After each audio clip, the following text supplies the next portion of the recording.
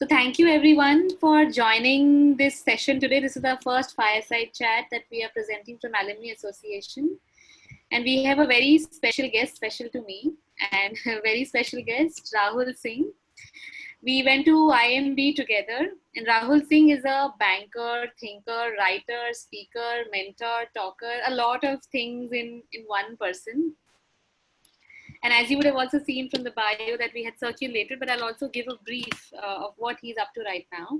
He's currently the Assistant Vice President at Deutsche Bank. I hope I'm pronouncing it right, Singapore.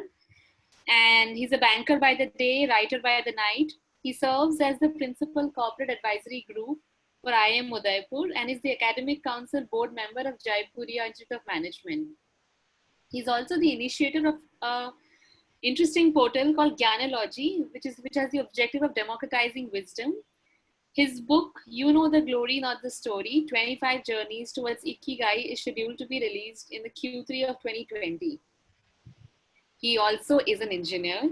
He studied Bachelor of Engineering Honours at NTU on full scholarships and holds an MBA from Bangalore. And before we leave the floor for Rahul, I think I want to let all the participants know that this is a space for all of us. This is not going to be a speaker speaks and we listen session. We want this to be a real dialogue and a real chat. So please make use of the chat window for whatever questions are cropping into your mind, and we will pick it up at the end of the talk and see how we harness and harmonize that. And before we start the session, I would request everyone to please introduce themselves. Who are they? Where are they? And why are they joining this session? And when you're introducing, please switch on your video so we also see the human being behind the names that we see on the Zoom window. I will start with myself then. I am Lipsa. I'm a 2013 alum from IIT Bhubaneswar, and I also head our alumni affairs. I am right now in Orissa. I'm joining this chat because this was what Soumyajit had requested us to set something up for the outgoing students, a conversation around what is this transition going to look like from college to corporate, and how do you then plan your early career lives.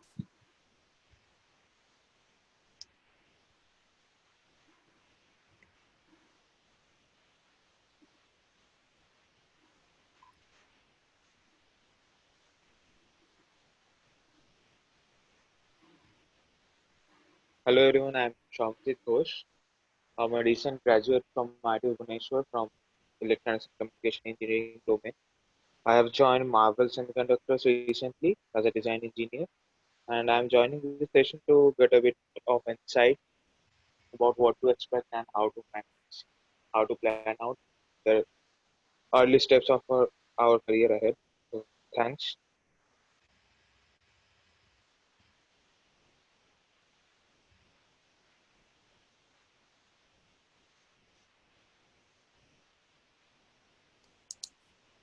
Hi everyone, this is Chirag Nigut. I'm a graduate from IIT Bhubaneswar, just from electronics background. So I will be joining MathWorks in the coming weeks as associate engineering development group engineer. So basically, I come to this session with a very open mind and want to know about what lies ahead and what are the steps that one has to take to improve his career and how this transition really works. So I want some insight, and therefore I've joined this session.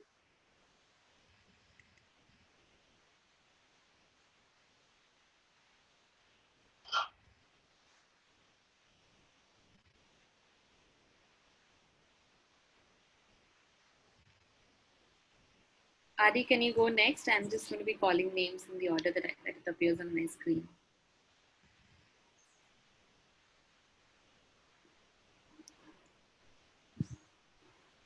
Okay, hello. I'm Raghavendra Dheeraj. I'm currently in the pre-final year of my mechanical engineering at IIT Bhubaneswar, and I also currently head the alumni cell and international relations, and I have been assisting with that's it. Thank you. I think the next is Nick. Nick, can you go next? I don't know if that's your full name.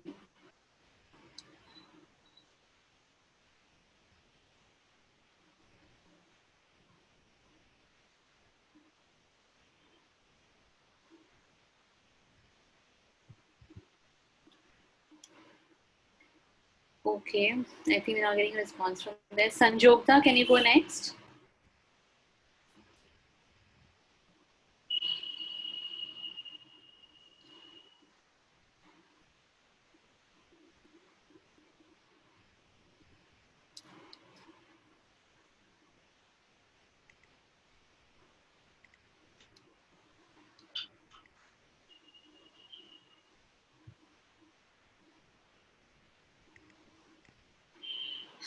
Okay, I think we'll just have a 2-second rule and then move on to the next person. Adarsh Kumar, can you please go next and introduce yourself?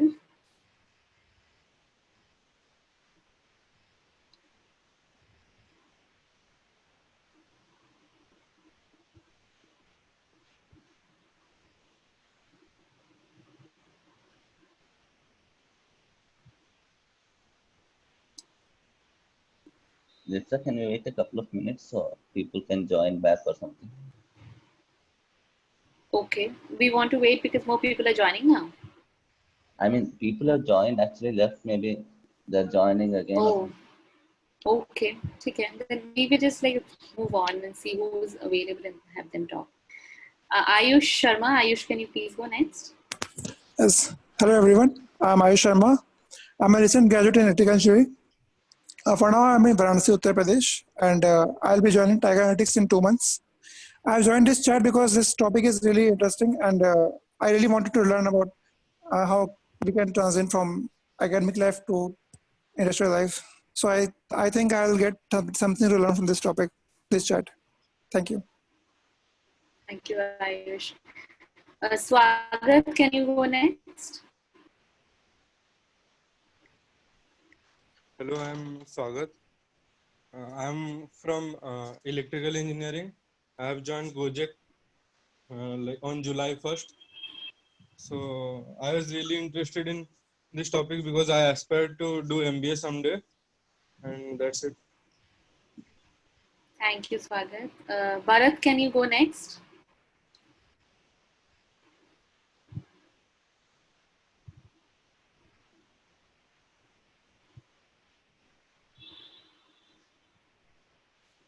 Okay, I don't think we have him here. Dinesh, can you please go next?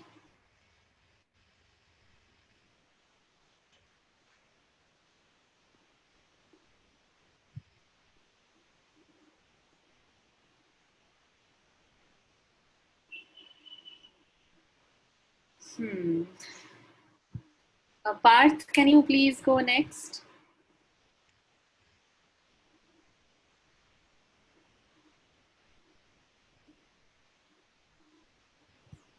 I think they are not able to hear us.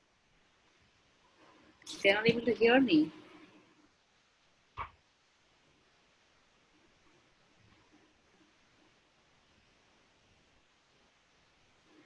Okay, I can't force people to introduce. I think we'll do conversations as we go on.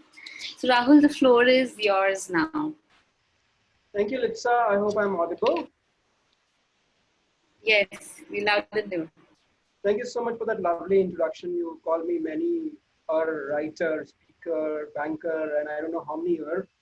I hope I have not heard in any of those are because, as I say, to err is human. So I think my life is about erring, which is basically making errors, right? So by being a banker, writer, speaker, and various other errs that you talked about, I am just probably making a lot of mistakes and learning from them. So that's how I would like to summarize the journey. But nonetheless, I might have some experiences from those mistakes and those errors, which I will talk about today. And I hope that will be useful for the participants from IIT Bhubaneswar. So let's just move on.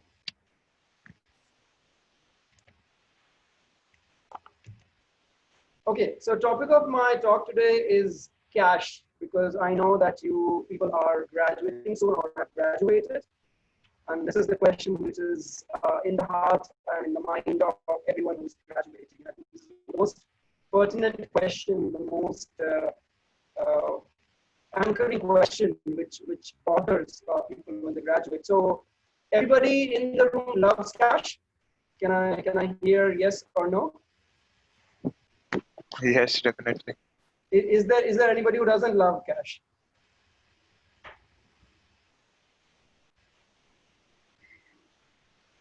Okay, so I'm very wary of asking this question in India because I understand India is going through a revolution where you want to revolutionize the payment, you want to make it digital. But I still understand cash is king, right? People like to have cash, especially in current scenario.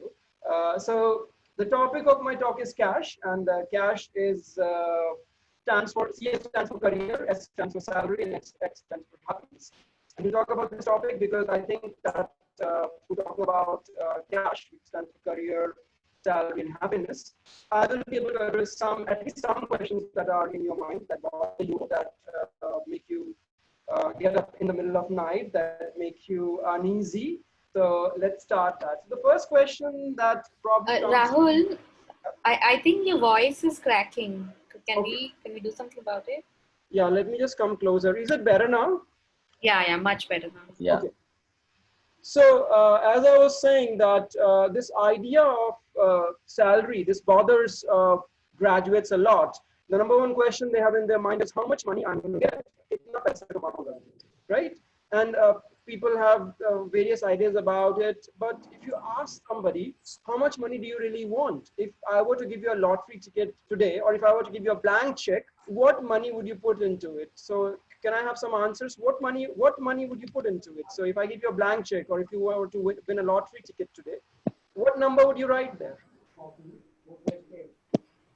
People can also respond in chat. Like I'm going to write my number. I would prefer if people speak out because it's difficult for me to look at chat and also look at. Yeah, I think we can do both. Yeah. Yeah. So if people could voice out, I would prefer that.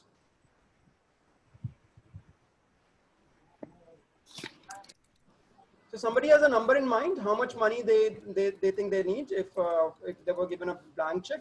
So somebody wrote, Lipsa wrote too many zeros, and it has been a while. I have not studied engineering, so I don't know what that is. It looks like 1 mega, so 10 to the power 6, right? So her number is 1 mega. I don't know if that's in dollars or rupee. So if it's in rupee, it's 10 lakh rupee only. So she's probably very content with very little, I would say, for an IIM and an IIT graduate. Anybody has any other number? What is the amount would you, okay, yeah. 1 crore. So Path has 1 crore number. Okay. Does anybody have an idea what does it take for you to get into the top 1% of India? What salary per year or what money per year you need to make to be in the top 1% of India? Does anybody have any idea about that? Any number that comes to your mind? How much money should you make in a year that you're in top 1% of India? 50 lakh, okay. Any other number? I think at least 5 lakh for top 1%, okay. Any other number? So there is something called Newton-Raphson method, right? So one of you started with 50, the other started with 5. So that's a factor of 10 there. So through iteration, we will probably reach the right number. 15 million. 15 million is what does it mean in lakh? Is it 1.5 crore, right? That's what probably it would mean. Okay. Yes, so in we've got USD, in USD.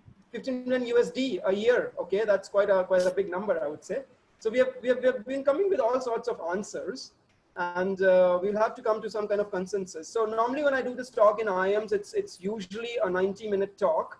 But since you're IIT guys, you're much more brilliant, we will finish this in 30 minutes and no more than 30 minutes. So I'll just speed through this. Actually, it's much less than what you think. So it's slightly more than 5 lakh, but it's definitely not 50 lakh. It's definitely not $15 million. So it's a number which might surprise some of you. So the number actually is 8 lakh per annum. So if you are earning, and that's by the way, household income. That's not an individual's income. Household typically has 2 people and two adults and 2 youngsters, right? 2 young people, two kids. So for a household, if you're earning 66,000 rupee a month, then you're already the top 1% of India, right? What that means is if you're getting 8 lakh per annum, then you're already in top 1%. And I understand that the average placement in Bhubaneswar, in IIT Bhubaneswar, is between 12 to 15 lakh. That already puts you in the top 1 lakh. And even if you look at the more conservative estimate over here, which says that actually it could be as high as 1.17 lakhs because a lot of people don't report their income properly in India. So even if you assume that, that number is then 14 lakhs per annum. So if you're earning 14 lakh per annum, then you're already in top 1%. Why am I telling you this? I'm telling you this because a lot of you put this money factor into your equation when you're deciding your career. You somehow, I don't know what happens, but you're attuned to going for the job that pays you highest salary. That is the number one motivation. That seems to be the number one motivation, not only in IITs, but also in IIMs. I was guilty of that. Maybe Lipsa was not, because she was more evolved than most of us, but at least large majority of 99% of the students who graduate from these top colleges in India, IIT and IIMs, their number one motivation for picking up a job is salary, salary, and salary. And probably that is not the right motivation. Or maybe it is, I don't know. We'll go through the slides and figure out if it is the right motivation. So I am telling you that no matter what job you take, you're already in the top 1%. So why be so insecure? You will already be in the top 1% that will probably buy you all the luxuries, everything that you wanted in your life. Maybe not on day one. Maybe not on day one you will drive a Mercedes, but eventually within a few years you will be there. So what I'm trying to say is, do not have salary as a number one consideration when you're deciding your careers. The topic of today's talk is transitioning from college to corporate. And number one thing that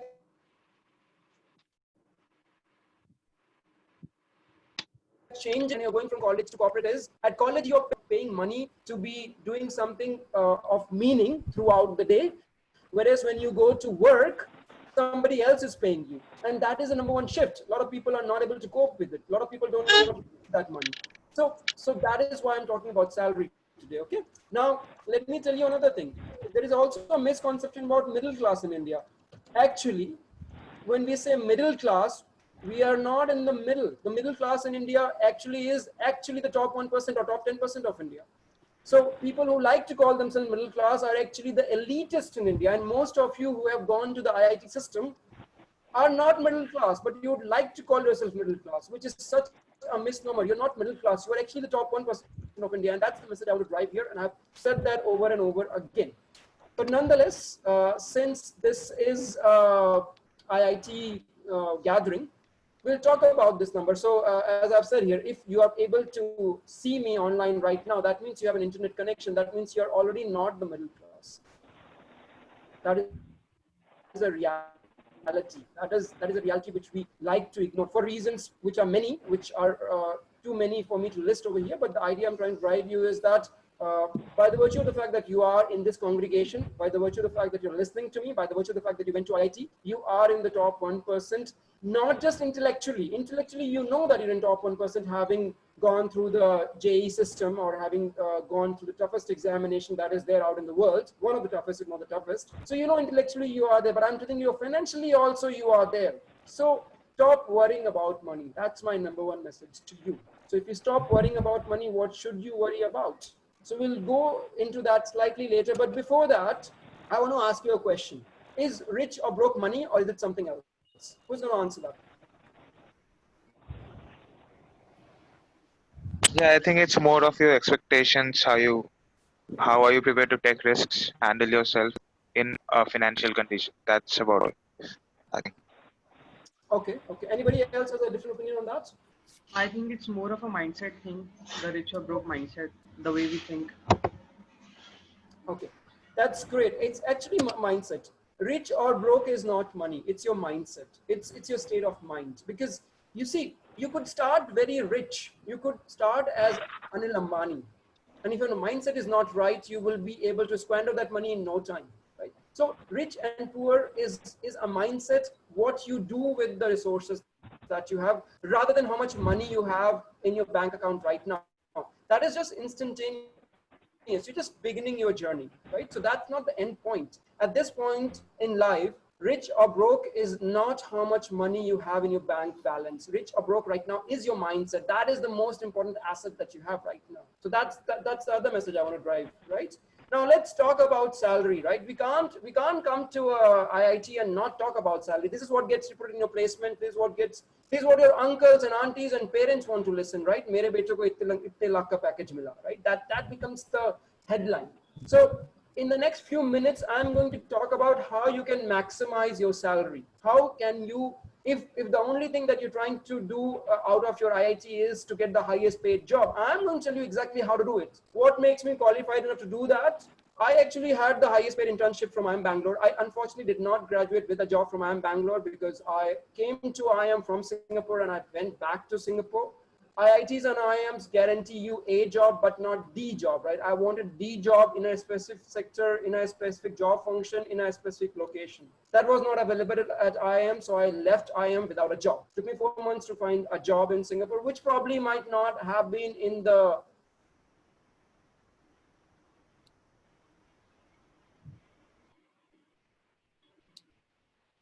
my job from my batch, but definitely still in the top 5. So I think that number one thing that you need to do to maximize your first salary. Remember, everything we are doing here is to maximize your first salary, your day one salary. I don't know what you call it at IIT. Do you call it day 0 or whatever? So your day 0 salary, that's what we're trying to maximize right now here. So you guys may not have heard of this. This is called modern portfolio theory. Anybody has heard of this? Anybody has done this math? Anybody has taken CFA level 1 or whatever? Anybody has done that? I need a quick yes or no because we are very short on time. No. No, okay. So you have not done this. I'll explain this to you very quickly. So modern portfolio theory says that there are various asset classes. So there could be things like cash, there could be things like bonds, there could be equities, there could be FX, and so on and so forth. Cryptocurrency, which came when I graduated, it was not there in my time. So what it says is that majority of your return, you could, let's say you're given a pot of money.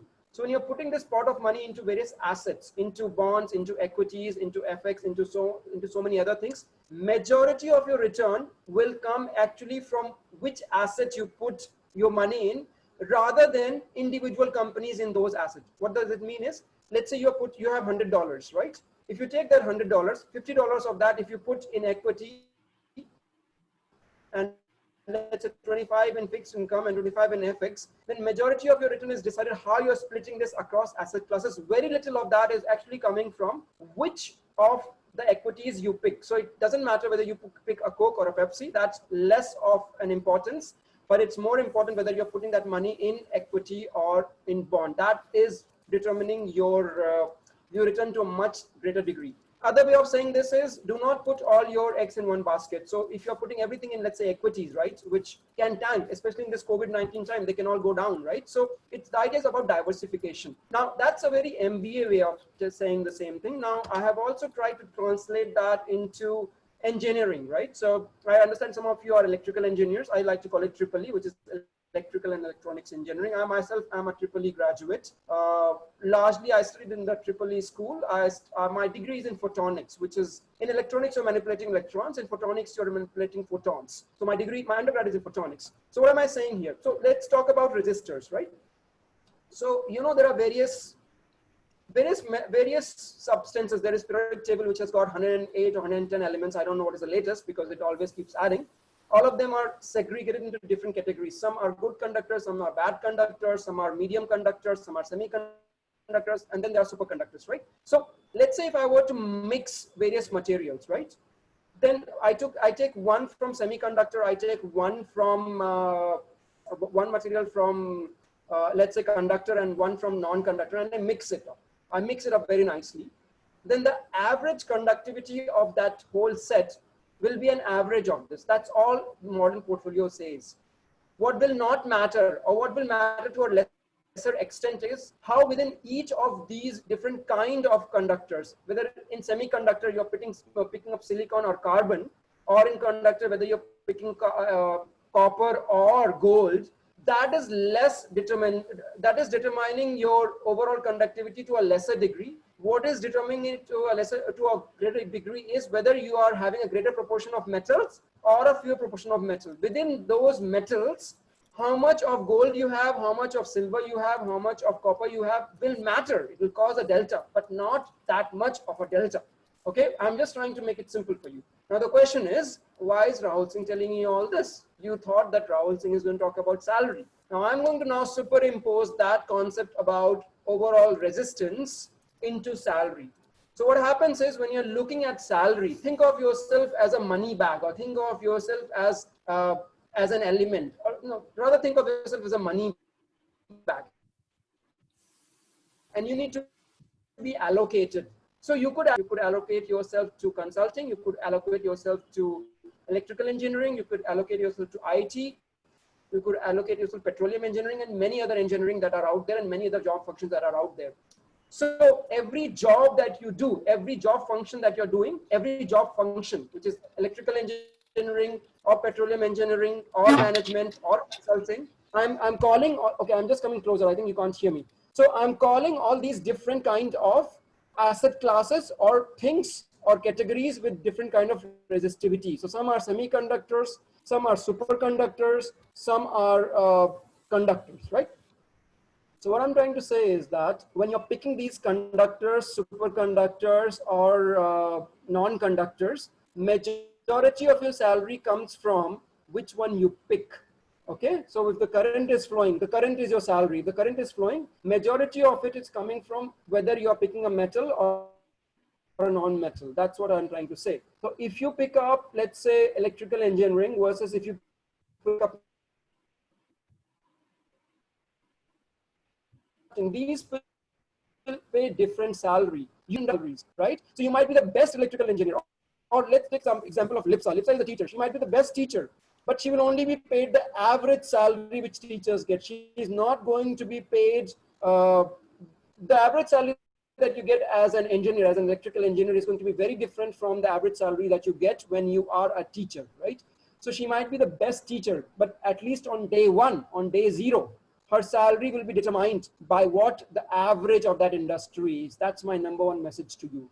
So if you want to maximize your salary, pick up an industry that pays the most. No brainer, right? I just put so many theories around, but essentially what I'm saying is that if you want your salaries to be high, pick up an industry in IITs as well as IIMs. So maybe pick up finance, or maybe whatever is the flavor right now, whatever pays you the highest salary. I don't know what that is, but just pick that industry. Now within that industry, it will not matter as much whether, let's say you're picking up electrical engineering, right?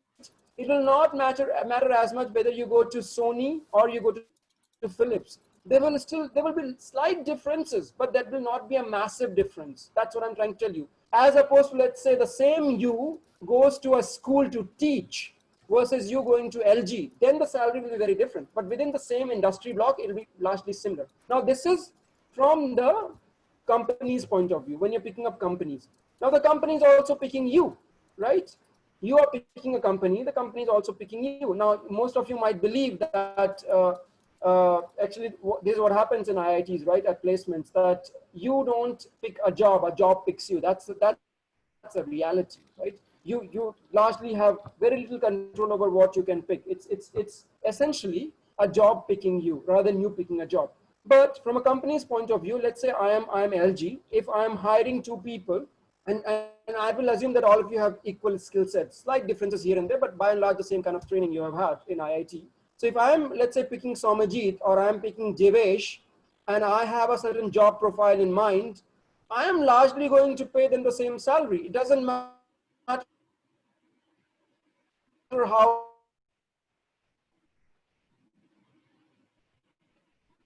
it is versus Jevesh or the vice versa, because I'm ballparking you in the salary. Versus if I am putting you in some other job function, in teaching or in management consulting, then the salary will be different. So I'm trying to tell you that it's about allocating yourself, and you are allocating yourself to a job function, to industry. The industry is also allocating you as human resource into various industries. So it's both way process. That's the number one concept about maximizing your salary. Pick up an industry that pays you highest. Now let's move on. Okay.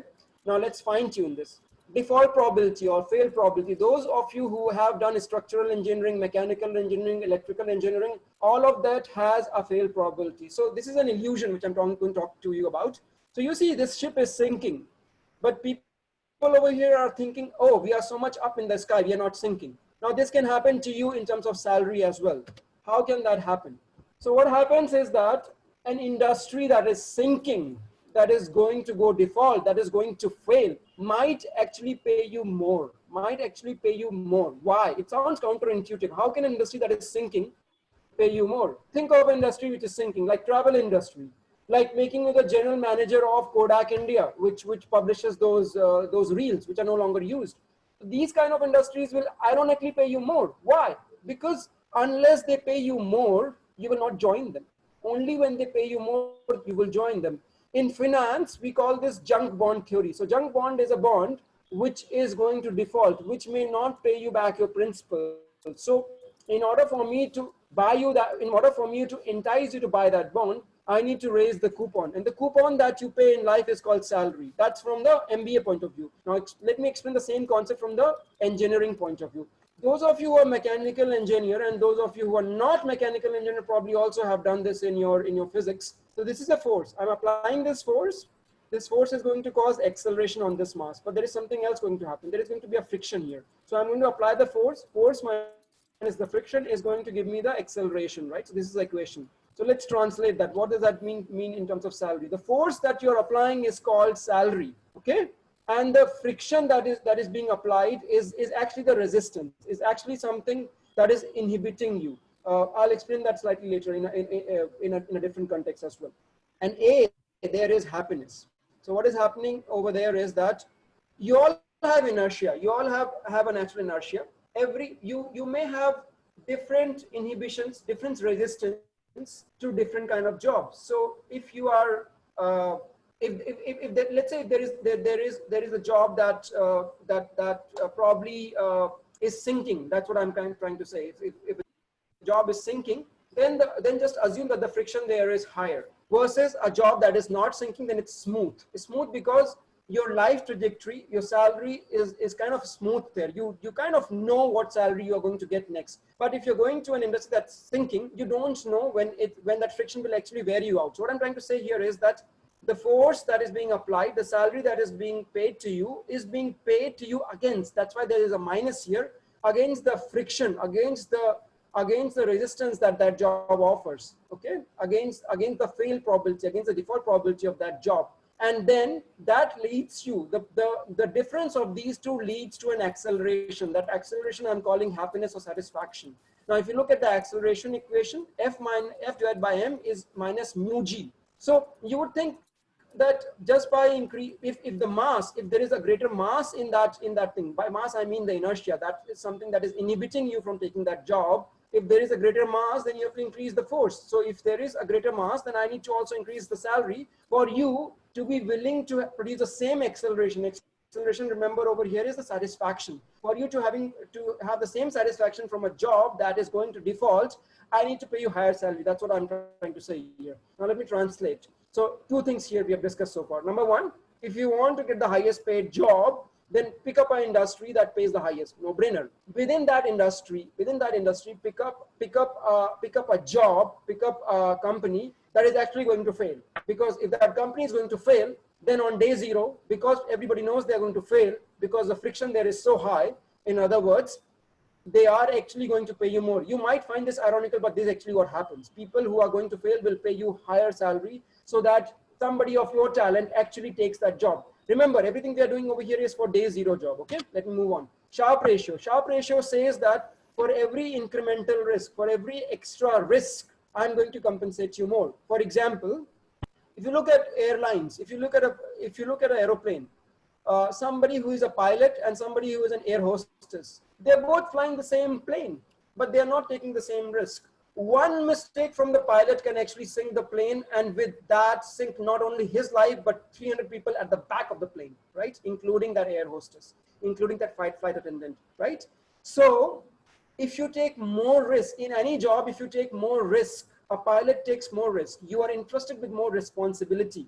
If you take a job that is giving you more responsibilities, that has greater element of risk, because the other way to say risk is responsibility. If you take more risk, that means more responsibility has been entrusted on you. So if you take more responsibility, then your pay is going to be higher. Let me give you an example.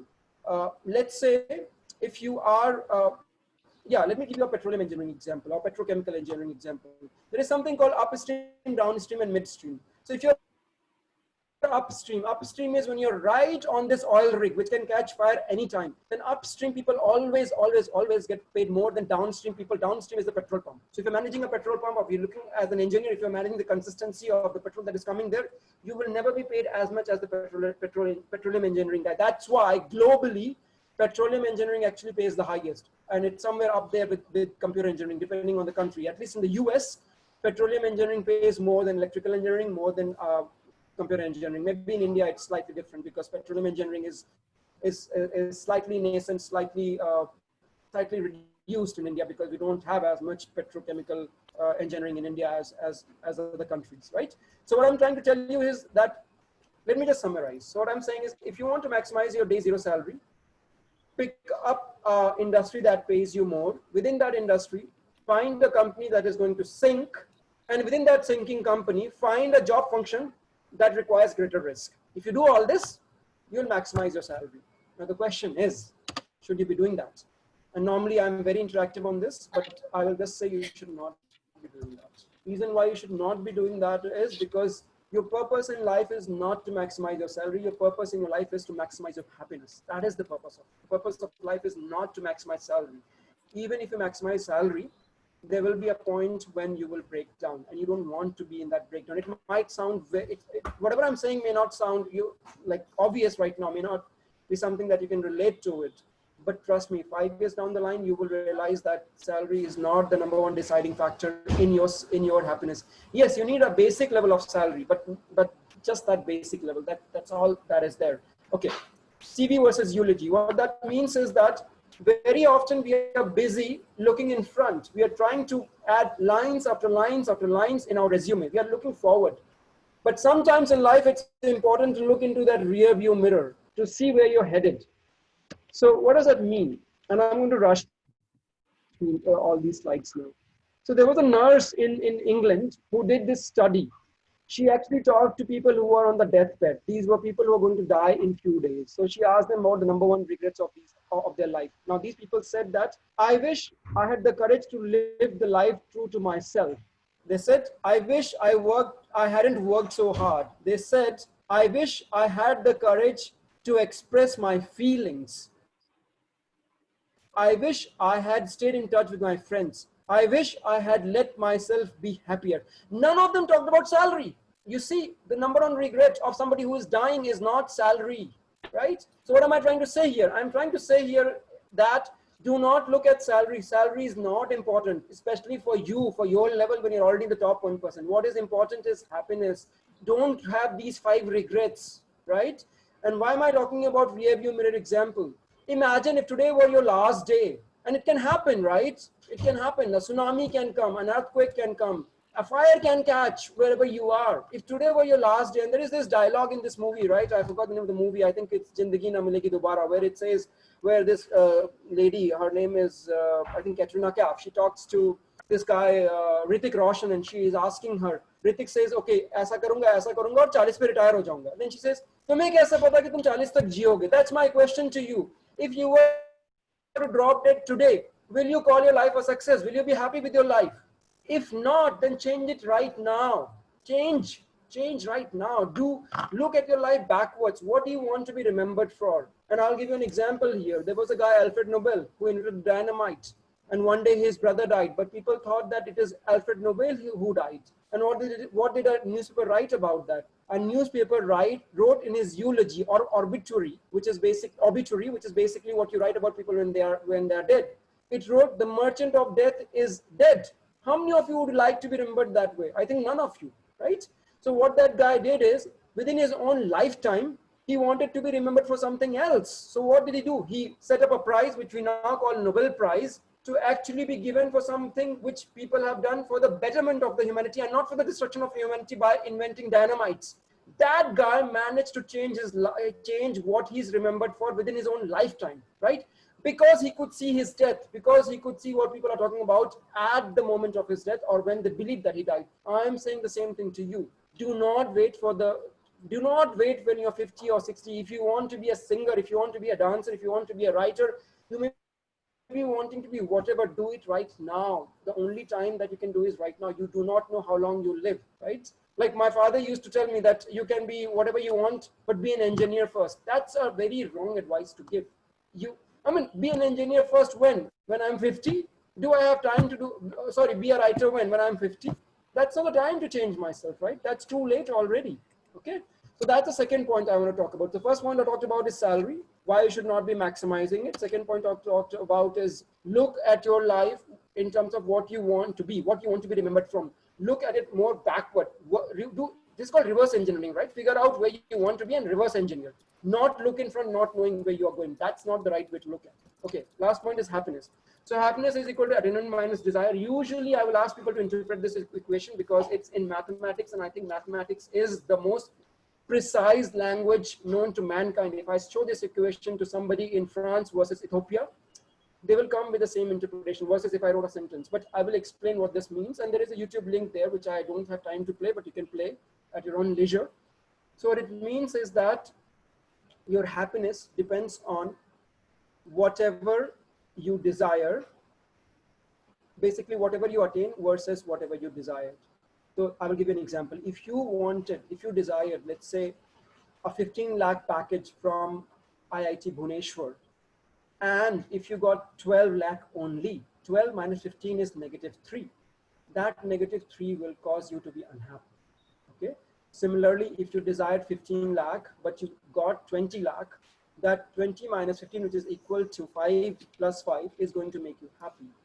So that's all this equation is saying. This is a simple version of the equation, which is instantaneous. I have not integrated this over lifetime. I do that in a more advanced session, but I'll just leave it at that. So this is an instantaneous equation. Now the problem in that equation is desire. What happens is you fix your desire. You come to IIT, you come with a fixed mindset, and this fixed mindset is the most dangerous thing.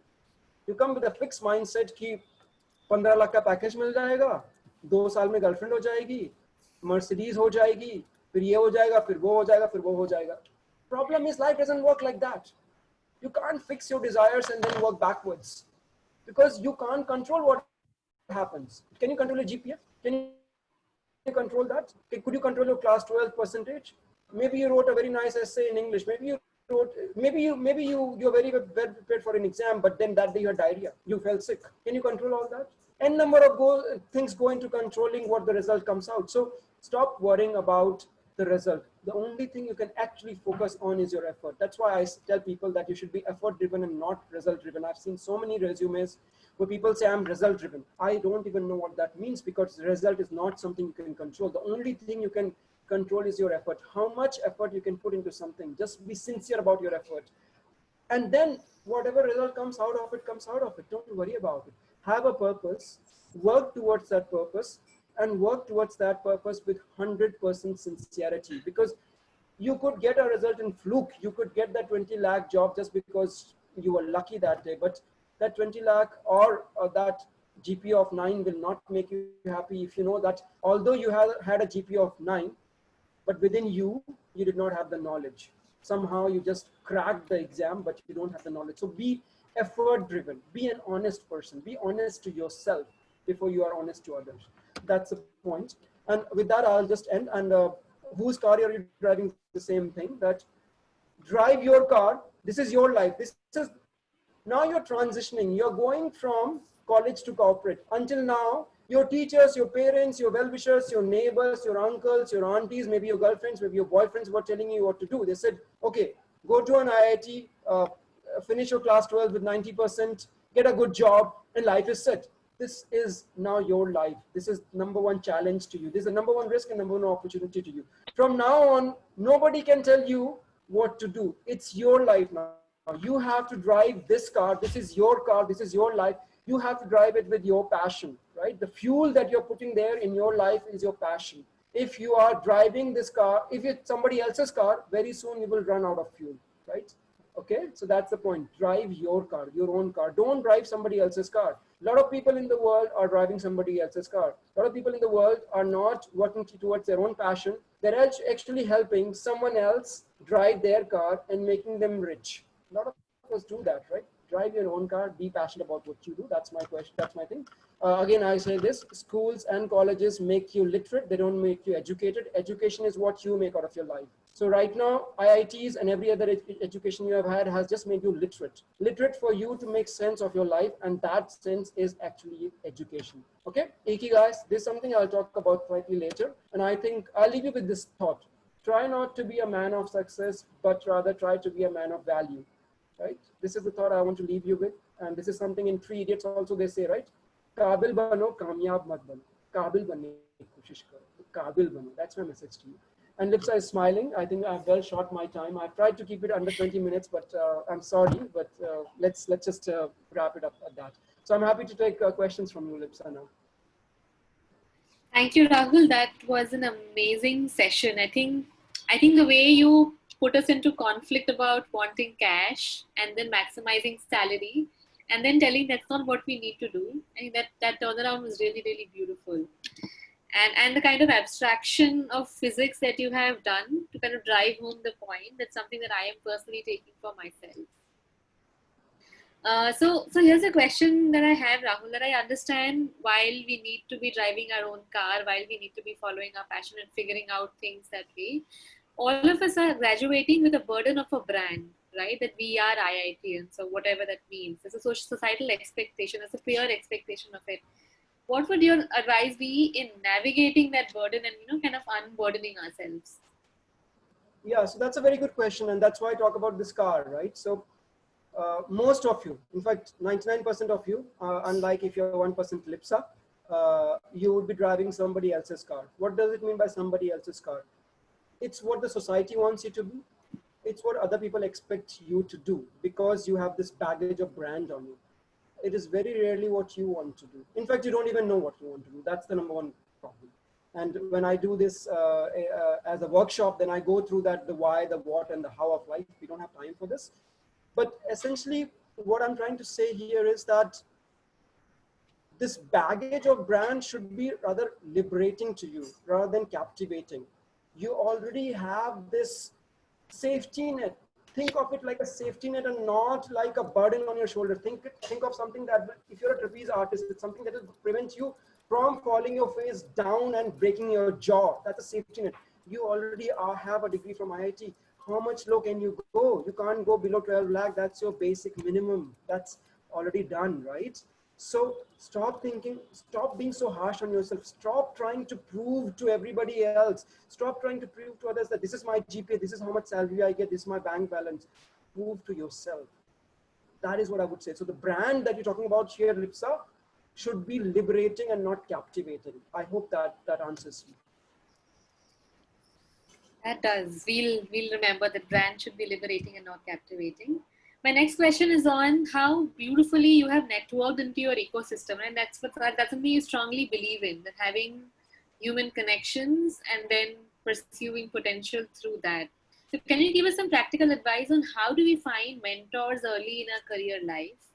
How do we rise out of our individual self, our sense of competition, to look out for help and also seek mentors around? Yeah, so, there is always more pleasure in giving than grabbing, okay? So when you say, how shall we look for mentors? It's a two-way process. By the virtue of the fact that these people in this congregation today are IIT students, there is two things here. You should always look at your life. I call this whole versus whole mindset. So HOLE versus WHOLE. So do you look at your life as a whole? That there is a big hole in my life, ek gadda hai jisko mujhe bharna hai by sucking everything around? Or do you look at yourself like whole, WHOL, that I am whole, I have something to give, to offer to others. So before you are seeking out mentors, you should also be giving, right? You can mentor to your schools, people who have helped you get until where you have been today. So start with giving. Before you start grabbing, start giving. This is no brainer, right? Only when you start, agar haath khali karoge tabhi na to kuch grab karoge na. If the whole time you're trying to only grab, to kahan se kitna grab karoge, right? Mindset nahi change hoga. It's about a shift in perspective. So wherever you are, in whichever form you are, think about whether you are a whole, HOLE wala whole, or WHOLE wala whole. तो कुछ तो hold किया होगा ना life में, कुछ तो आता होगा ज्यादा ना, more than other people, something तो contribute कर सकते हो ना. Think of somebody who's struggling to get into IIT. Think of somebody who's confused about which engineering branch to take. In fact, after this session, I'm doing a session with my school where I'm doing exactly this, and it has been like 15 years or more since I've graduated, but I still go back and give them because I think that's the right thing to do. So now to answer your question more directly about network. So networking doesn't mean what I can suck from these people, right? That is not the idea. What I can squeeze from this guy, that is not how it works.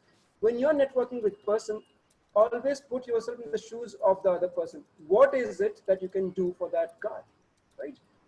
Only if you have an answer to that, and you always will be able to give something. That's why I say you need to attempt a problem with the whole mindset, WHOLE. He might be the CEO, but you might have something to tell about. You might have something to share.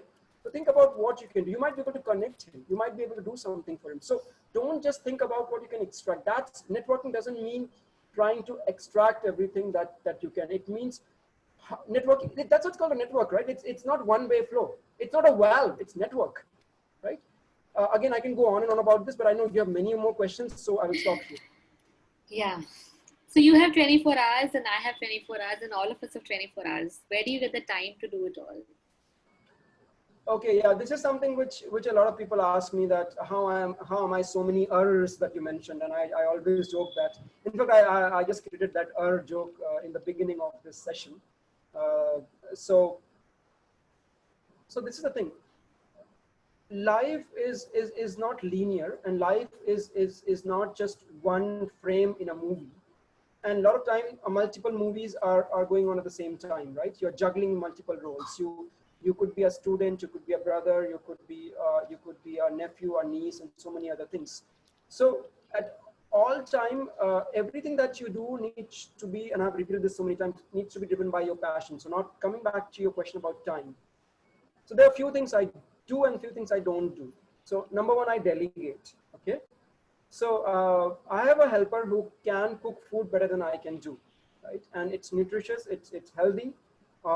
So I have delegated that to her. She is the one who is going to help me with that food aspect, which I'm not great at. So I know what I'm good at and what I'm not good at, or I know what I have time for and what I don't have time for. So because of that, I'm able to free up that time. That's number one. So the point I'm trying to make here is about being able to delegate. Number two, prioritize what is important for you, what is not important for you, what makes you happy, and everything that you do should be actually giving you some sort of happiness. Just don't do it because you are being forced to do it. So for example, I am not the sort of guy who watches movies, and I have nothing against people who watch movies.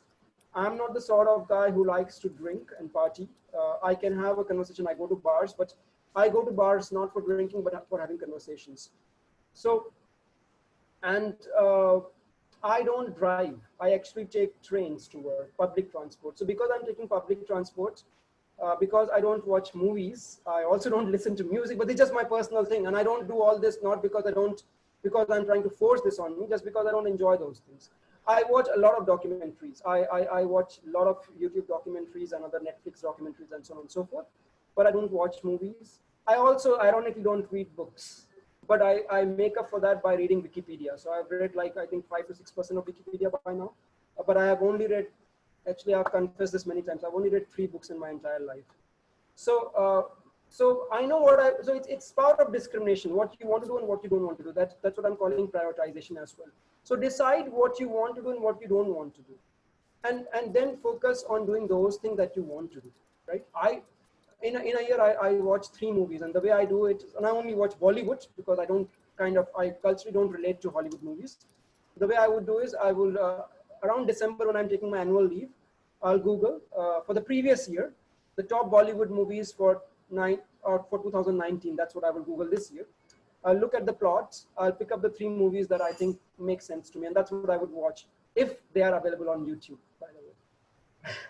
So that's what I do. So that's the second point. So number 1 was delegate, number 2 was prioritize, and number 3 is multitasking, right? That's important. In this day and age, you cannot actually be doing one thing at a time. You have to multitask. You definitely have to multitask, and you can only multitask if you're passionate about multiple things at the same time, right? So one example of multitask I was already giving you, right? When I'm traveling from work, that is the time to and fro. That is the time when I clear majority of my non-work emails. I take 1 hour to travel, 1 hour to go, 1 hour to come back. I'm sitting in a train. Nothing else is distracting me. That's the time when I clear my emails. So I hope that answers. That does. So we delegate, we prioritize, we multitask, and we work in those white spaces also. What is this one insight, or what are these insights that you would give for women at work or women starting early in their careers? And I'm specifically asking for women because I think you'll have very interesting insights on that line. Yeah, that's an interesting question, and I will say I'm not qualified to answer that. Reason why I say that is like there is this Black Lives Matters in US, right? And they're talking, and white people are coming and saying that all lives matter. So the thing is that when you are a white guy or when you're a brown guy, you don't know what it means to be a black guy, right? So when you say all life matter, it is not that I'm demeaning that white lives don't matter by saying black lives matter. I'll give you an analogy. It's like organs, right? So if you look at the society as organs, as human body, if one of the organs is injured, if the kidney is injured, or if the head is injured, or if the eye is injured, all the other organs come together to make good that organ, right? Do you agree? I mean, we don't ignore and let it rot and die, right? We all come together. So in America, what has happened is for the longest time, and same in India, by the way, the caste system, for the longest time, there are certain organs of the society which have been injured, which have been battered, and I would put women in that category as well. So they have been battered, they have been neglected for very long. So time has come when the society realizes that, is conscious of that, and tries to make do that that injustice that has been there for centuries. And in that context, people will say that that's not fair, because fairness is no, that's not equitable. That's not equitable, because equity is when everybody has the same opportunity. Why do we have reservations for women? Why do we have affirmative actions for blacks? Why do we have even at IITs, I think you have reservations for people from different categories, right? Disabled, backward caste, and all the other things. Now people will question, why is that so? Because they have been battered. Because that's one organ of the society that has been neglected. So women at work, what I feel is that it's not enough to say that we give equal opportunities. You have to actively go and seek, not only because that's the right thing to do, also because that actually increases the diversity in your work function. It increases the way you attempt a problem. There was this famous study, right, where astronauts were going in space, and initially there were no women. And when they put women in the spaceship, there was more discipline. People were more disciplined. They were, in fact, ironically, they were more keeping better care of their hygiene to begin with. So all those kind of things start matching, right? Imagine if IIT had only males, right? I would think that I've been told that IIT guys only take a shower once a week. I don't know if that is true, but maybe that will go from 1 week to 1 month. So I'm being very oblique to your question about women, because I'm not qualified to answer that. But I strongly believe that we as society haven't done enough for women. We need to do more. And if there are young women in the workforce, especially IIT women, there is an article which I can share with this group later on. There has been a tracking done of the top IIT women from 1990s. Where are they now? Majority of them have left the corporate. So we are actually, as it is, IITs don't have that many women. But even if that was 50% on 50%, 50 boys and 50 girls, we are losing so many of these highly talented people, right? So that's already a loss to the society. We are already losing so much of talent. So if you are a woman from IIT, I would strongly encourage that go on and express yourself, participate in workforce, because you have something of value to add. One more point I would like to add, this idea about feminism. So feminism is not about trying to be vocal about, I don't know what the nice way of putting it, but feminism is not trying to be a man, right? So if some women have this wrong idea of coming to a workplace and behaving like a guy and thinking that behaving like a guy is going to get them there. That is not what you need to do.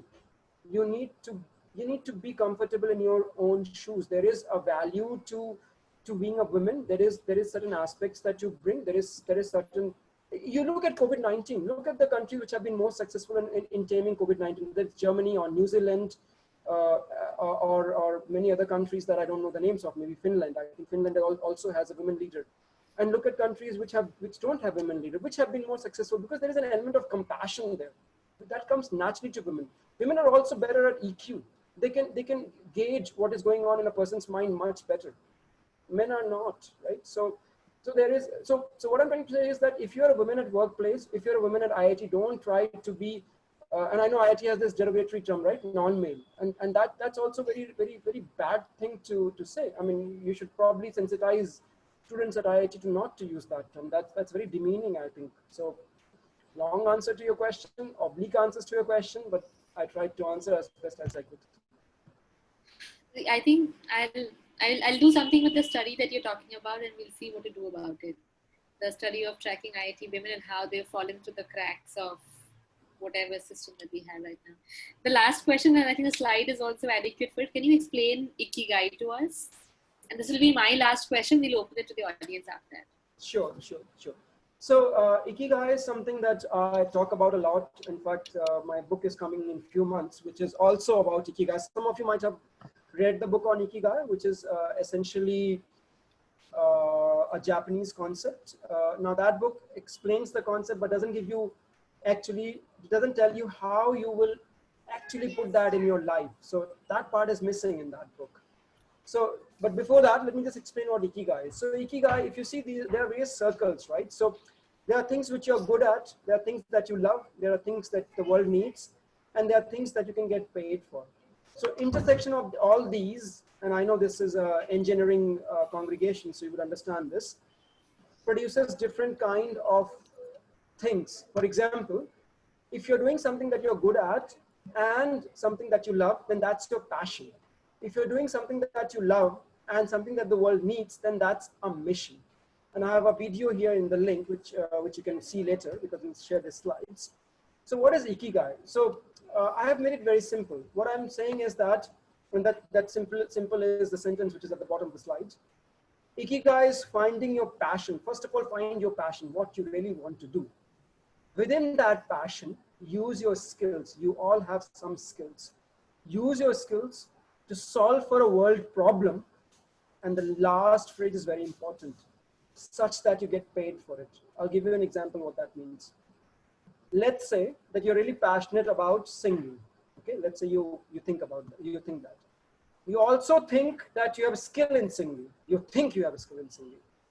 And you also think that you're solving a world problem by singing, because the world needs more melodious songs or more melodious music. But when you open your mouth, you put the person next to you to sleep. Let's say if Ayush is singing, and if Bharat is listening, Bharat is just going to plug his ears with earplugs. Then do you think Bharat is going to pay Ayush for his singing? Is he going to get paid for it? So that's the thought I want to leave you with. If you think that there is something that you're passionate about, if you think that you have a skill in something, it could be painting, dancing, whatever, engineering even, whatever. And you think that using your skills you can solve for a world's problem, always bear in mind that if this is something that can pay you, because if it cannot pay you, then it's not your Ikigai. Then you cannot carry this as a profession, right? You cannot do this to sustain yourself. Sooner or later you will run out. So that, I think, was Lipsa's final question. Now we will open it to the floor. Who is moderating it now? If nobody's moderating, I'll self-moderate myself. Who has the first question for me from the audience? We have a question from Chirag already. Chirag, do you want to ask it? Or should I just read it for you? So I'll read the question. I've Cool. managed to open the chat. Hi Rahul, I personally take interest in various fields and read on it. Therefore, I get confused with path to follow for my career. How am I supposed to find what is the best for me? Okay, great question. Number one, you are very fortunate that you are confused because you have to be confused. At your age, you need to be confused. Anybody who says he's dead sure of what they want to do is either arrogant or lying or both. So you have to be confused. I have actually a workshop I do in which you can figure out what you really want to do, and that is the what, the how, and the why. It's a 30-minute exercise that I normally do when I'm doing this as a workshop. What I will do, Lipsa, I will share that, and along with that, I will share a video of doing that in an IIM, which will probably answer Chirag's question, because this is something where I have to go through him personally. I need to, you probably could give this exercise to your batch as well. Not your batch, to this congregation, I mean. So there is a process of finding, and I cannot do justice to telling that process in 30 seconds, a 30-minute process. So I'll just share it with you. Rahul, I think what another thing we would do is we'll circle back and see if there's a scope for a larger workshop also, because I think there'll be interest from people who even have a hands-on piece. So we will connect back with you on that. Yeah, so right now we are doing the, so let me explain. Right now we are doing the theoretical aspect. It's more like science. The engineering aspect we'll do later. So let's first study the theory, which you're doing now. We'll do the engineering aspect as well. Sure. Thank you, Rahul. Any other questions, guys?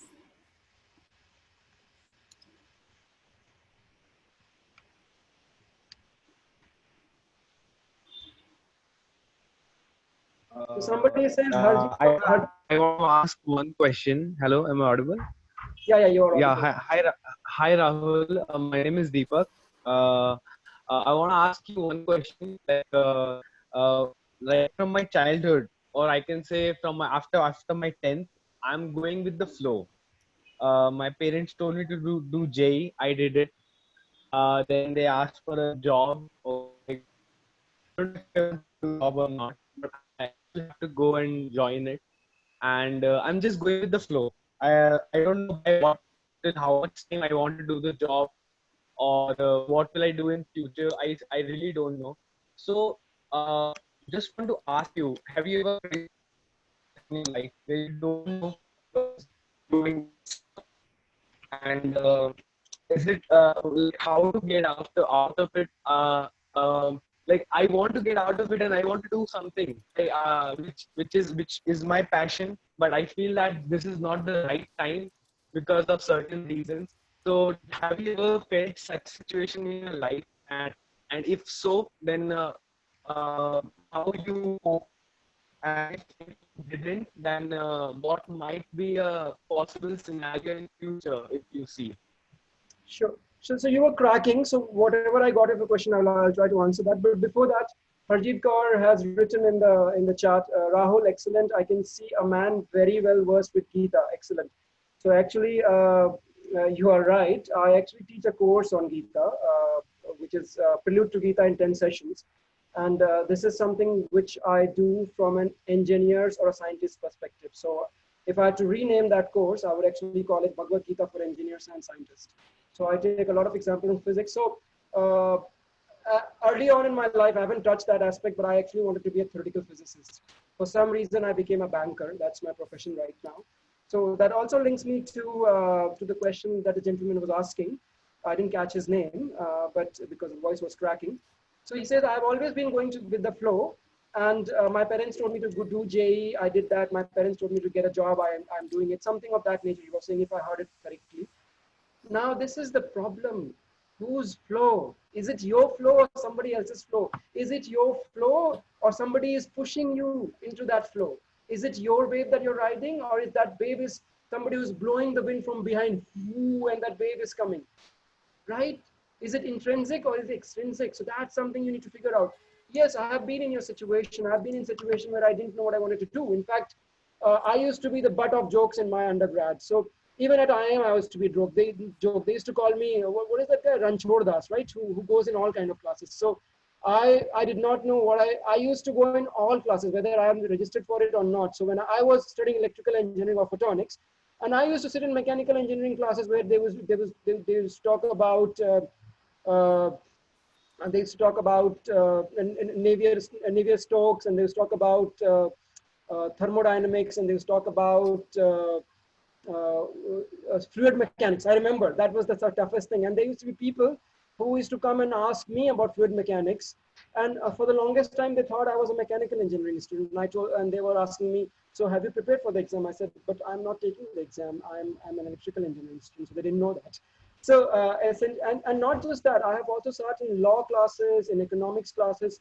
My undergrad is in photonics, but I have minors in physics and in economics. So I was and am the most confused person you will ever meet, in the traditional sense of confused. But I would also say that I find that confusion very liberating. I don't find it captivating, because that I don't see these knowledge as boundaries. I don't see life as clear-cut boundaries. And in India, I think you'd like to call it verticals, right? Which vertical are you getting into? In IIM, we used to use this language. Are you going to marketing vertical or operation vertical? Life is not vertical. There is no vertical silos. So yes, being confused is good. Being not sure of where you are trying to go is also good. And there was another thing you was mentioning, so that I think right now is not the right time. So before you try to help others, or before you try to figure out what you want to do, I'll give you that oxygen mask analogy that happens in aeroplane. So when you're going in an aeroplane, they say that before helping others, put your own mask first. Because unless you yourself are secure, unless you yourself are breathing properly, how will you help others? So if at this point in time you feel that you're financially not secure, or if you feel that there is some aspect of life that you've not touched upon, and that is something you need to pick up, if there is a skill that you think you need to pick up, please do that. Don't try to start helping, or don't try to start helping others is one thing, also helping yourself. Don't try to start helping yourself before you have fully figured out what you want to do. So you are doing the right thing. It's good to be confused. It's good to figure out what you want to do. There are tools that can help you figure out. And that's why I talk about that exercise that I do. So once I do that exercise, you'll probably have slightly more clarity of where you want to be. But bear in mind, all these things are fluid. They're not static. So whatever you answer today may be very different from what you answer 10 years later, maybe very different from what you would or you might have answered 10 years back. So all these are different things. But having said that, your journey starts today. So we'll help you. We'll probably do a follow-up workshop if that is something that happens, that is something that's feasible. We will figure out for each of you. We'll do the same exercise for each of you, and each of you will come with different answers, because again, this is your journey. I will not know what you want to do. Does that answer you? Yes, Rahul. Thank you so much. Rahul, you have another question. If someone Okay, doesn't have good skills in the field that they like, but has good skills in the field that they don't like much, which one should they choose? Skill in the field which they like. And what is the question? If I have skills in the field that I don't like, but I don't have skills in the field that I like, then how do you choose, or how do you bridge? Sorry, I'm going to ask that to repeat again. I'm so sorry. If you have this, the voice is cracking a little bit here. Can you repeat again? If someone has good skills in the field that they like, that they do not like, but I have skills in the field that I don't like, then how should I choose? Basically, I like something, I like something and I don't have skills in it. Skills versus like, right? That's the question. Yeah, skills versus like. Skills versus like, always choose like. Okay, I'll give you an example. If you had to ever choose, this is a boyfriend-girlfriend example, right? So if you had to ever choose somebody that is beautiful versus somebody that you love, always choose somebody that you love, and not somebody who is beautiful. So skill is like that beautiful lady, something that you think I think I made my point clear, right? So because you see, if you love somebody, you will always figure out beauty in that, right? But if somebody is just beautiful, doesn't mean that you will love them. It might be infatuation. So skill is like that. Just because you're skilled in something, that doesn't mean that you will like it. But if you like something, skill is never a limitation. You can always learn things. The only limitation is knowing what you like. Does that help, Lipsa? Yeah, I think that answers the question for now. Jivesh has a question. You seem well versed with so many different disciplines. Can you recommend books to read? Yeah, I told you, right? I've only read 3 books in my life. So I have no books to recommend, but I'll tell you, and I'm not joking when I say I've read only 3 books. And I'm not trying to be boastful about it, or I'm not trying to brag about it, or I'm not even, I know it's a limitation, but again, life is a constrained optimization, right? So as Lipsa was saying, I have 24 hours, so has everybody else. So within those 24 hours, I'm trying to maximize what I can do. Now, I'll tell you why I don't read books. I don't read books because I think that books are inherently biased. because it's written by one or at max 2 or 3 people. So they bring in their own bias. That's number one reason why I don't read books. Number two reason why I don't read books is because I find that the per inch knowledge that is there on the book is very very little. It's in 2 pages you find 2 sentences worth of knowledge. So per inch, Wikipedia has much more knowledge. Okay, and I will distinguish knowledge from wisdom. Now, I may get all the knowledge that is out there just by reading Wikipedia, right? But what books are good at? Books are good at giving you perspective. So how do I get perspective? How do I gain that wisdom? So I do something else for that, because I do not have the luxury of reading books. I just can't get myself to read books. That's just not my thing. But I'm not discouraging you from reading books. Okay, read books if you like. But I'm not the right person to tell you which books to read. Now, how do I get perspective? For perspective, I like to meet people. That is something I love. Okay, so most of us in our jobs get at least 30 minutes, 40 minutes for lunch, right? Every lunch, out of 5 days in a week, at least 4 days, I would meet somebody. And while I'm meeting them, they will tell me things. They will tell me about various things. They'll tell me about their life. They'll tell me about the industry they work in. And that is where I get perspective. If I were to meet somebody, and if I were to tell me your story in 30 minutes, those 30 minutes will tell me more than any book can ever teach me. That is what I firmly believe in, and that is what has been working for me. So I have not read many books, but nobody has ever called me ill-read or illiterate. So I am doing fine. So I don't have many books to talk about. I'm sorry, I can't help you with that question. We have a question from Snigdha. It's been a year since she started working. She's able to do her work well, but she's wondering if there are other roles that will suit her better. So when is the right time to do a career switch, or say go for higher studies? How do you decide it? How do you decide the switch and switchovers and changes in the next step? Okay, I have a statement to make here. It's a controversial statement. Master's degree, especially an MBA, is a degree for losers. Okay, and this is a controversial statement I make, and I actually doesn't sit very well with a lot of my batchmates from IIM. Why I call MBA especially a degree for losers, because you see, your undergrad degree is enough to get you where you want to. Your analytical skills, your cognitive abilities, nothing changes, right? Now, unless you want to do a PhD, then maybe you need a master's and need to go deeper in a subject, because you are probably exploring something. But in particular, master's doesn't really add much to what you already know. You can already get all those skills that you know, especially in this day and age when everything is available online, when a lot of knowledge is. So you see, knowledge is free these days. Degree is expensive. That's the other thing, right?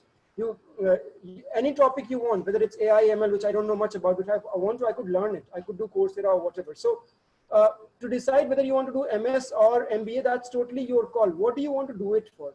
Maybe you want to do it because it has a signaling effect. What is signaling? Signaling means it tells somebody else that that you are educated, or that you know your stuff, right? So let's say I have undergrad degree in photonics, right? But if I wanted to signal somebody that I'm even more well versed in this, I might do a master's or I might do a PhD in it, so that somebody else feels that I'm more knowledgeable in that. That's their perception. I may still come out as dumb as I was. I may still not know how to solve Maxwell's equations, right? I may still not know how to solve Schrodinger's equation. I may still not know a lot of other things, right? But then virtue of the fact that I did a PhD in whatever, people would assume that I know. So to your question, I'm having thoughts about doing MS or MBA, but I'm not sure which one is the right thing.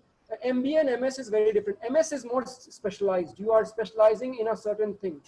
MBA is a very generalist degree. So MBA tells you how to, one good thing that MBA teaches you, by the way, is it makes you a jack of all trades. So it may not help you directly in your life, in your career, but it tells you a lot of things that you can probably, first of all, it forces you to speak your mind, because there is a large part of, and that's a drawback of an education system where you do not express yourself as much, especially engineers. You formula rat liya, exam mein likh diya, and that's it. So MBA forces you to talk and express yourself. So that's one thing it does.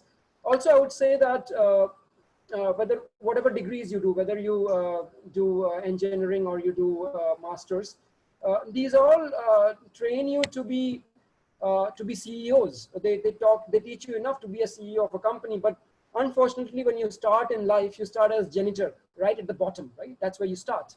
So whether you should do an MS or an MBA depends on what is your end goal. Do you see yourself as there are two kind of people in life. There are two ways to be successful. One way is by realizing I don't know everything, but I am good at putting people together and putting up a team, right? If that is how you want to be successful, then do an MBA. MBA will teach you how you can leverage on others. I'm not very good at a lot of things, but I'm probably good at connecting people. I know who is the best person to do this thing. Probably if I know that Lipsa is the best person when it comes to social causes, right? So I'll reach out to her because I'm not the best qualified. The other way of being successful is by looking at yourself as an institution in yourself. You are so specialized, you are such a master of skill that you don't need an introduction. So if you want to be an expert in something, then probably the way to go is MS and PhD, because then you become an authority in something. So whether you are an individualistic or a collective person, that probably determines whether you should do MS or you should do MBA. And I think that is the only thing that determines it. Is not about knowledge, or it's not about careers. I think that is how I would look at least. Maybe there are other ways of looking at it.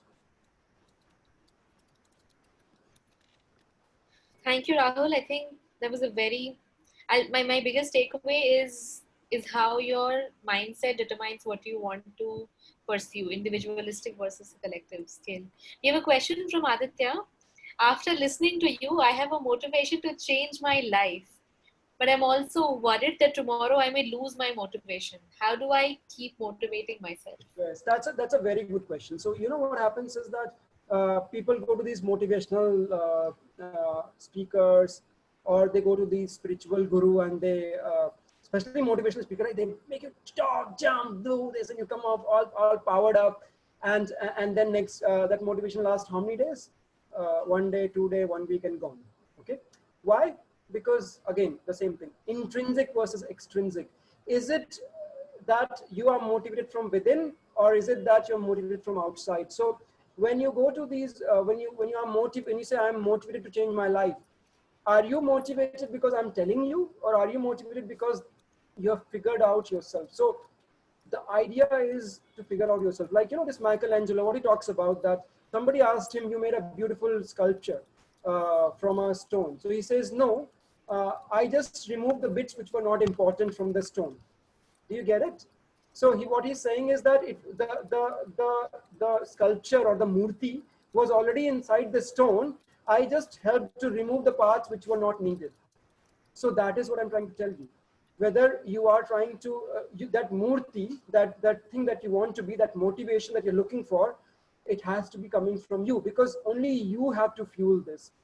Yes, you can go to people for mentorship. You can go to people for charging up that to get direction, but large part of that has to come from you. Okay. I think that was our last question. Do we have more questions? Rahul, is it okay if people can reach out to you over email, ask their questions? Are you comfortable with that? I'm very comfortable with that. I love. Can you please drop your email on the chat so we will know where to reach you? Yeah, sure. And I'll also send you my slides, and I'll give you more details in that. And we will come back to you as to how can we figure out a workshop, a larger workshop, where there's more hands-on activity as well for our cohort. Sure. Thank you so much, Rahul, for being with us today, for creating the space for us, and for all the participants who asked all these questions. And I hope this is the first time I think we are having a session like this for our outgoing batch, right? But my vision is to have it for all 300 people who are outgoing, and not just 30 of these who are self-selected here. Because it's like, it's a lot of like, I don't know what I need, but maybe this is a session that I need. And that's what I want to establish with each year of graduating batches that we have. We'll also get back to you figuring out if we can do this for earlier, for students who are early in their engineering as well. Would it be meaningful for them to think on these lines by second year, by third year, so that by the time they are graduating, they have so much more clarity before stepping out into the world. So that's something I hope you'll be open to working with us in figuring out a setup for that, for IIT Bhubaneswar at least. No, that will be my pleasure, and I'll just take something you said about you want to do this for larger people rather than people who have self-selected themselves. I like to call this the guitar analogy. So you might be the best guitar player in the world, but how would you know if nobody ever gave you the guitar? Yeah, If exactly. you're born Right. in Africa and nobody gave you the guitar, then how would you ever become Freddie Mercury? I think was a guitar player, right? So how would we ever become Freddie Mercury, right? So oftentimes we don't know what we want. In fact, Steve Jobs says that people don't know what design they want. People don't know what phone they want. So it's very important that people are exposed to these things. So it's great that you're thinking on those lines. And again, I'm a great fan of not forcing things. But again, opportunity should be available. At least the guitar should be shown. The guitar should be given. Whether the person wants to play it, whether the person wants to touch it, that's totally up to them. Right. So we work on giving our students and our alums a lot more choices and tool sets to realize that they have choices. Yeah, That is what I think. Give them guitar, give them drum, give them violin, give them saxophone, give them everything to play with, and let them figure out whether they want to be a drummer or they want to be a musician or they want to be a vocal person or whatever, right? I mean, just show them what is out there, and that's one thing engineering does, right? And again, going back to the same thing. Just because you did electrical engineering, do not limit yourself to electrical engineering. Always try to see what is going on the fringes, what is going on in the other fields. Because if you see the Nobel Prizes in the last 20 years, they're not in pure physics. They're not in pure biology. They're not in pure mathematics. Doesn't have it. They're not in pure economics. They're always on the fringes. They're in biochemistry, right? They are in economics, which tends to be on the verges of mathematics, right? So the world of being a specialist in a field is over. Now you need to look at those fringes. It's because all that there was in that specialist field already probably has been harnessed. If you really want to grow, if you really want to do something different, then look at the fringes where one field marries the other field. That's probably where you have a unique skill to that you can use. That's where you have a unique knowledge that can probably bring out insights that the world doesn't know yet. So think of your engineering degree and think of where you can apply where it has not been applied yet. In social fields, in I don't know how many other fields I can't think of, but just think outside the box. That's what I'm trying to think. Think of the fringes where you could apply your education. Okay. Thank you, Rahul. And that was my last question actually, and last comment also. And we hope to keep working with you. And thank you everyone who has participated. Thank you so much. It was such a pleasure, and I had a lovely audience. And thank you so much for this honor. I'm really excited. I'm really hoping that some of you, at least some of you, have a shift in perspective after this talk. If any of you need more tools or more clarification on anything I said, I'm more than happy to help. I'm always there for you, and thank you so much, Lipsa. Thank you, Rahul. Thank you, everyone. Thank you, Lipsa. Thank you, Rahul, for making this happen.